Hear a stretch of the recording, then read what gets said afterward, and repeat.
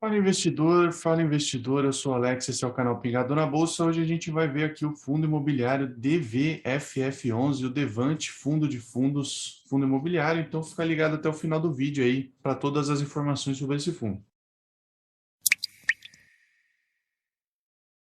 Bom, antes de mais nada, eu vou pedir para você se inscrever, caso não seja inscrito ainda aqui no canal, e também curtir o vídeo para ajudar na divulgação do nosso trabalho. E aqui os destaques do fundo. O fundo pagou 80 centavos por cota, referente ao mês de maio. Foi um dividend yield mensal aqui de 1,13%, um dividend yield mensal anualizado de 14,55%. Se você for considerar aqui 15% de imposto em cima de um investimento em CDI, por exemplo, você teve um rendimento de 128% do CDI, 5% acima do IFIX desde o início aqui, 22,9% de desconto sobre o valor patrimonial do fundo, 8,9% de desconto sobre o valor patrimonial aqui dos ativos investidos e uma reserva por cota de 29 centavos. E qual que é o objetivo do fundo aqui, né? Auferir rendimentos e ganhos de capital advindos das aplicações em ativos financeiros com lastro imobiliário, basicamente fundos imobiliários e certificados de recebíveis imobiliários, os CRIs. O fundo teve início faz mais ou menos um ano aqui, em abril de 2021,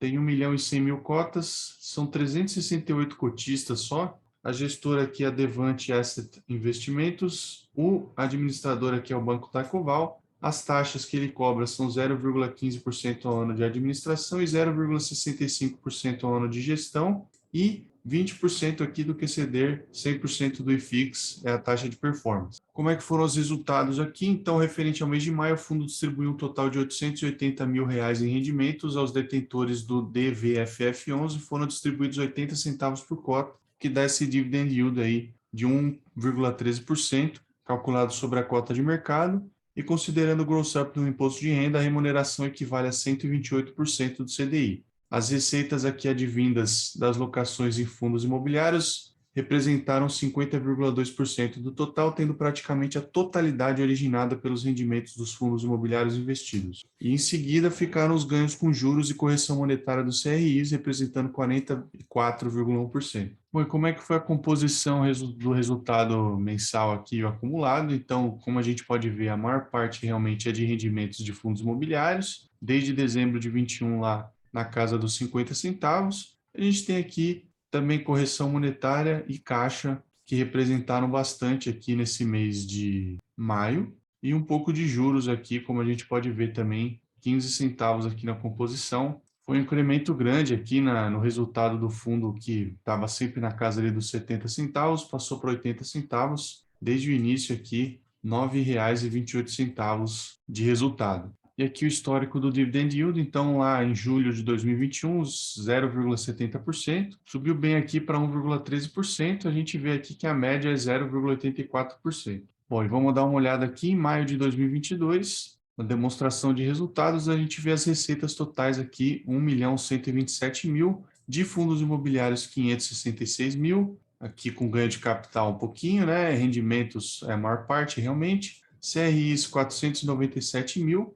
aqui de caixa 63 mil e as despesas totais em 215 mil, gerando um resultado aqui distribuído de 880 mil reais, uma reserva de lucro aqui de 30 mil reais negativos aqui e 80 centavos por cota. Aqui a gente continua com algumas informações mais básicas também do fundo, então o patrimônio líquido dele é 101 milhões de reais, não é um fundo tão grande assim, o valor de mercado 78 milhões de reais, a gente vê que é um desconto interessante aqui, a cota patrimonial R$ 92,00 e a cota mercado R$ 70,97, pagando um dividendo de 80 centavos. Tá interessante aqui, lembrando, não estou recomendando que você compre ou que você venda esse ativo, certo? Aqui a data ex dividendos foi no dia 8 de 5 de 22, a divulgação de rendimentos é no quinto dia útil de cada mês e o pagamento é no 10º dia útil de cada mês, então é interessante aqui porque você tem uma diversificação nas datas de pagamento. Normalmente os fundos divulgam seus rendimentos no último dia útil do mês para pagar no 15º, mais ou menos ali, dia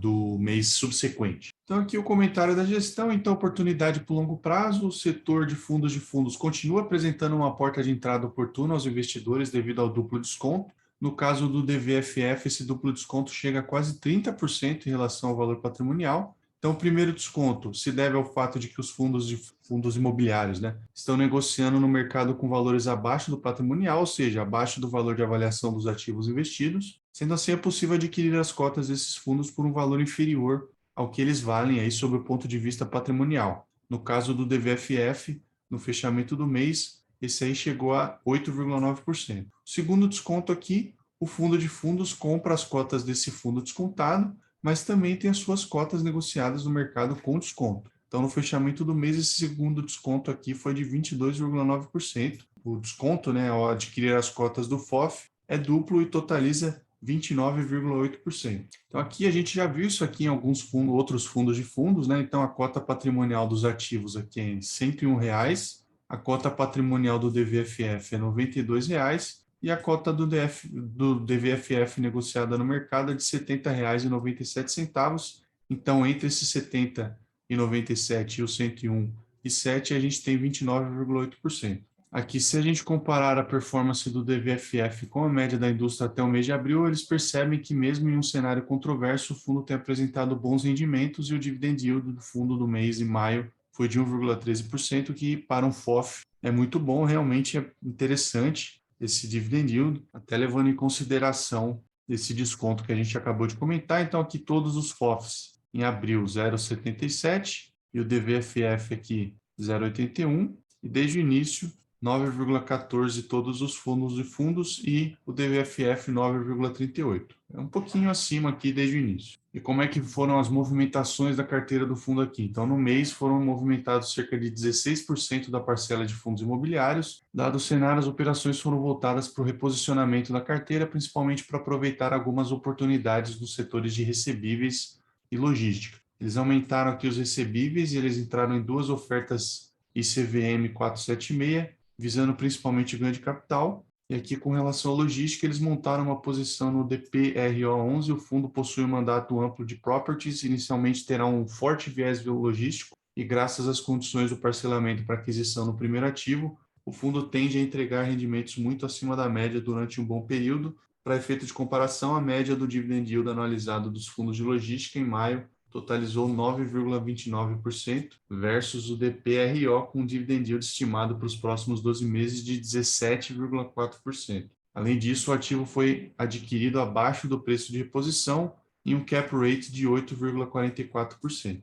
E o que eles reduziram aqui, né? Eles reduziram as posições nos demais setores, foram reduzidos muito marginalmente aqui apenas para reposicionamento de carteira. Então, no mercado secundário, as principais movimentações foram a compra de RBRF11, RBRL e HGRU, e na ponta vendedora VC, JR, XPML, KNHY, HGRU, HGRE, CVBI, RBRY, VGIP, entre outros. Tá? Então, eles têm movimentado bastante aqui a carteira, pelo menos com relação à quantidade de fundos imobiliários que eles estão movimentando, não tanto assim com relação ao valor em si, mas é interessante a gente ver aqui que o fundo tem acesso a alguns tipos de investimento que talvez a gente, enquanto investidor individual, não tenha.